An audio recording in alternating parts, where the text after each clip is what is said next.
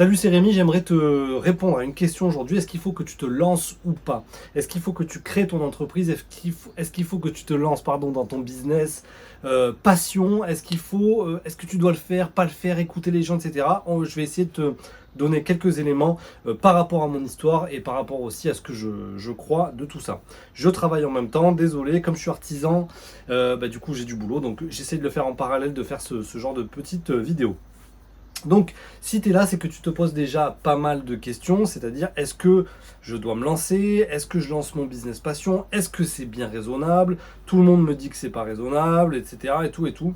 Donc, on va essayer d'y répondre tout doucement. Tu as envie de vivre de ta passion, en gros, c'est un petit peu là où tu en es, et ton job actuel ne te plaît pas, c'est sûrement un taf alimentaire, quelque chose qui ne te fait pas du tout rêver, et tu vois même certaines fois des gens qui vivent de ce que tu sais faire, de ta passion, et qui sont peut-être même des fois moins qualifiés que toi. Donc tu as quand même une belle frustration de te dire, voilà, pas une frustration peut-être pas tout de suite, mais en tout cas une idée de te dire, là il faudrait que je me lance, j'aimerais bien voir ce que ça donne, etc. Est-ce que je peux, est-ce que je peux pas?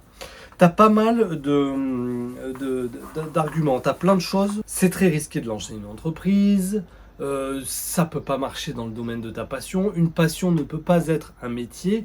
Tu vas complètement casser ta passion. On entend aussi, oui, toi, tu n'as peut-être pas les compétences, tu n'as peut-être pas les compétences techniques. Il te manque peut-être de l'argent pour te lancer. On entend beaucoup, beaucoup, beaucoup d'arguments pour en fait que toi, ton envie de te lancer soit complètement devienne limite folle dans ta tête et que tu te dises ouais, tous ces gens-là, tout ce qu'ils disent, etc. C'est sûrement qu'il doit y avoir du vrai, donc si je le fais, je prends beaucoup de risques et bon, je vais y réfléchir, je vais mettre ça dans un petit coin de ma tête, je vais y réfléchir et je vais au final peut-être même jamais le faire. On entend aussi souvent beaucoup d'excuses. Oui, mais lui, il a réussi parce que ses parents ceci. Lui, il a réussi parce que il a réussi à avoir 5000 balles qui sont tombées du ciel, donc cela. Il a ci, il a ça. Donc en fait, il y en a beaucoup qui vont te dire qu'il faut aussi un gros facteur chance ou un facteur familial ou machin. En tout cas, ce qui va sortir la plupart du temps, c'est tu ne peux pas y arriver, tu vas te planter, tu prends beaucoup de risques. Combien de gens qui ont cet espoir-là vont se planter, etc. Je suis d'accord en partie, c'est-à-dire que tous ces risques-là existent, toutes ces possibilités d'échec existent, toutes ces causes d'échec existent, mais je ne suis pas d'accord avec le fait que du coup, c'est pour ça que tu dois rien faire. Parce que si tu agis comme ça dans la vie, mais à ce moment-là, tu fais rien du tout. Moi, je veux dire, si je sors de chez moi, mais que je me dis, ah, attention, il y a des voitures, tu sais, il y en a qui se font écraser, il y en a qui vont attraper des rhumes, il y en a qui vont... Attention, c'est très... Attends, à ce moment-là, on sort plus de chez nous, on tente plus rien, et on vit dans une bonne vieille bulle. Donc, si tu en es au moment où... Attention, je te parle de si tu as une vraie passion, tu as vraiment quelque chose que tu fais depuis longtemps, que tu sais que tu es bon dedans, que tu sais qu'il y a du potentiel, etc. Un vrai savoir-faire, etc. Je te dis pas, oui, tiens, j'ai la passion de lire des mangas 10 minutes par jour et ça m'est arrivé il y a un an et j'aimerais vivre de ma passion. Je te parle d'un truc un poil plus solide que ça. Si tu es dans ce cas-là et que tu te poses cette question, tu n'as pas d'autre choix que d'essayer.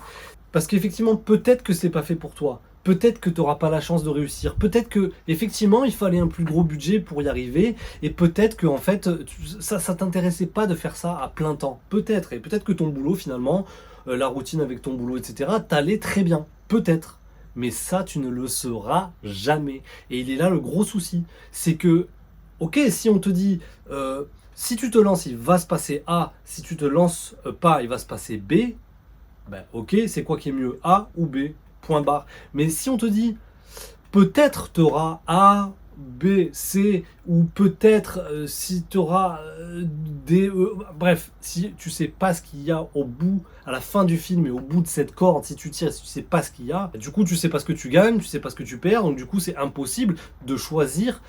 Quand on fait un choix, on choisit entre deux choses qu'on connaît. Là, il n'y a pas de choix. Si c'est juste de ne pas faire quelque chose parce que tu penses qu'il y a ci ou qu'il y a ça, ou que les gens vont te dire qu'il y a ci ou qu'il y a ça, à ce moment-là, c'est plus les craintes en fait qui vont te faire choisir que de ne pas te lancer, plutôt qu'un vrai choix. Donc si tu veux effectuer un vrai choix, tu sais ce que ça te coûte de rester dans ton emploi et Tu ne sais pas encore ce que ça te coûte, ce que ça va te rapporter que de te lancer. Donc tu dois tester, tu dois tester. On est quand même en France, il y a de la sécurité, il peut y avoir du chômage, etc. Un truc et tout. Tu peux quand même avoir un avant-goût et tu peux quand même essayer sans te retrouver dans la rue à dormir sous les ponts. Franchement, c'est quand même très possible.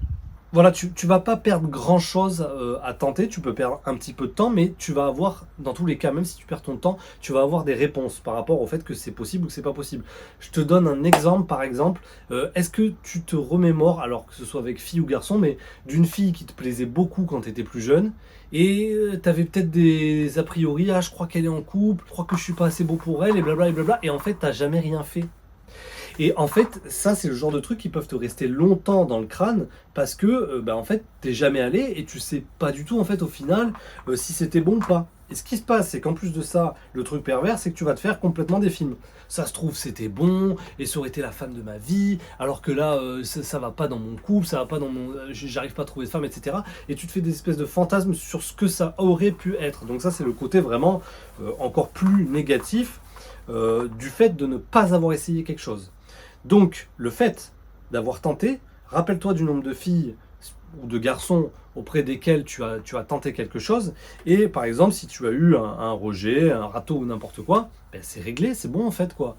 Donc ça reste juste un râteau, mais c'est tellement moins douloureux et ça reste tellement moins longtemps qu'un espoir en fait, qu'un espoir qui n'a pas été réalisé ou donc voilà, cette idée de business, ça peut être un râteau pour toi parmi plein d'autres. Donc, c'est-à-dire que c'est quelque chose que tu seras à peine notable dans ta vie dans 10 ans. Tu diras, ouais, j'ai tenté à un moment donné de vivre de ma passion, ça n'a pas marché du tout.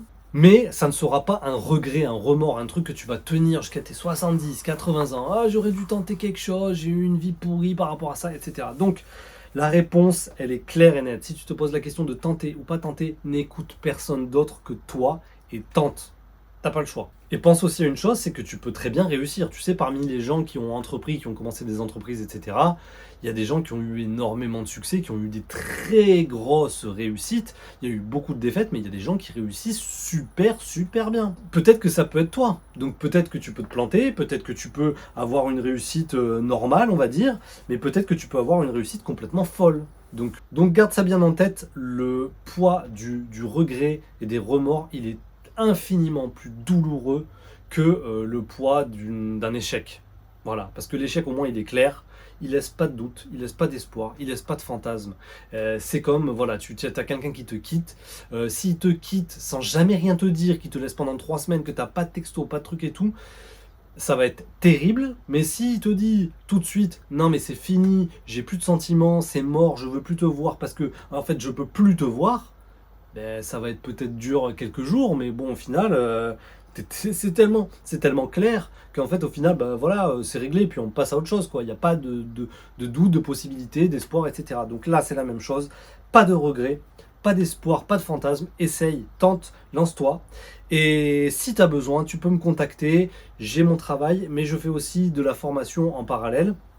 Parce que moi j'aurais adoré quand j'ai commencé à voir aussi quelqu'un qui aurait pu me guider un petit peu sur qu'est-ce qu'il faut faire, comment on fait avec les réseaux sociaux, comment on fait pour vendre, qu'est-ce qu'il faut mettre, parce qu'il faut mettre quand même en place, il y a tout un, là je vais redevenir un petit peu relou, mais il y a tout un côté marketing, un écosystème à mettre en place pour vendre, parce que c'est bien beau d'avoir la passion, d'y aller avec le cœur, ce qu'on aime faire, ce dans quoi on est bon, etc. et tout, mais si tu sais pas vendre, si tu sais pas utiliser la publicité et tout ce qui fait que tu peux faire vivre ton entreprise, parce qu'il s'agit quand même de quelque chose de sérieux, ben, ça va pas marcher très loin. Donc du coup, n'hésite pas à me contacter si tu as besoin.